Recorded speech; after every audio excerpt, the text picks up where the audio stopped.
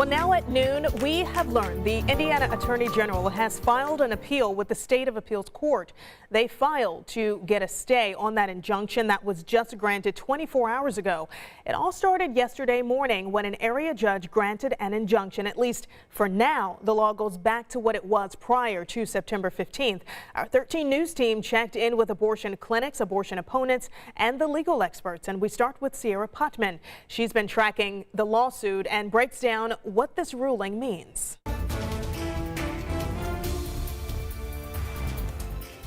Judge Kelsey Hanlon's 16-page decision means elective abortions are now once more legal and allowed in Indiana. She sided with the ACLU's argument that the new law is unconstitutional, impacting the liberty and privacy of women and girls. We spoke to IU law professors Jennifer Drobach and Jody Madeira about the Republican judge's order. Judge Hanlon is a very, very well-respected jurist in Indiana. Her opinions carry weight.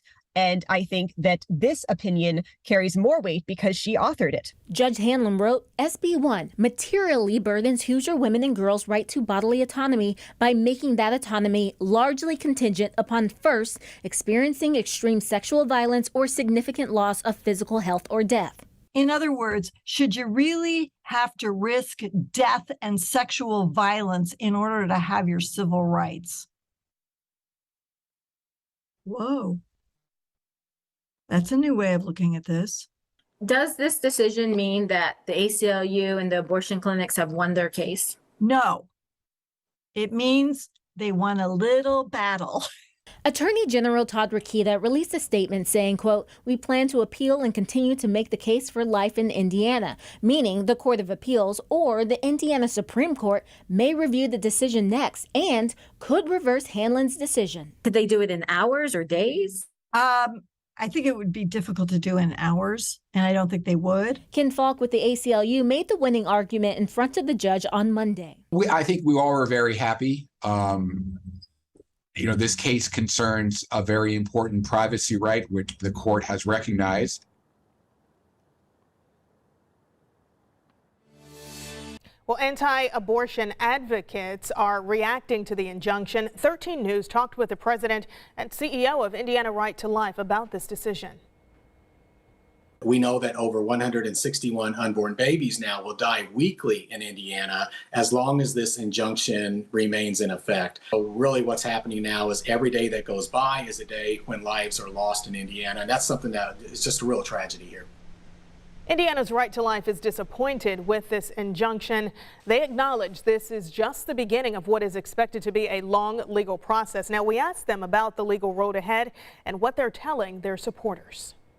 Yeah, I would just say be encouraged, be hopeful. We do think the injunction will be brief. We're hopeful that it will. We faced legal setbacks as a movement for 50 years. We have full confidence they're going to do a terrific job on this.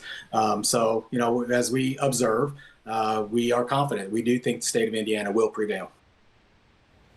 So the question is, what happens next? Attorney General Todd Rokita already announced plans to appeal the judge's decision and get the ban reinstated. Once that happens, it heads to the Indiana Supreme Court of Appeals. They could reverse the ruling or decide to uphold it. Legal experts tell us it could take several days. So how does this impact clinics? Well, they tell us they're seeing a flood of calls from women seeking appointments, and schedules are filling up quickly. This is a life-saving measure for many people who are going to be seeking abortion care in the next weeks and months, and we're facing having to either leave the state or continue a pregnancy that they were unable to either continue from a medical standpoint or financial or whatever the other reasons were. Planned Parenthood also told us they plan to resume abortion care in Indiana immediately. Other clinics are getting ready to perform procedures as early as Monday. Now, we have more information on the decision and the upcoming legal challenges on our website, WTHR.com.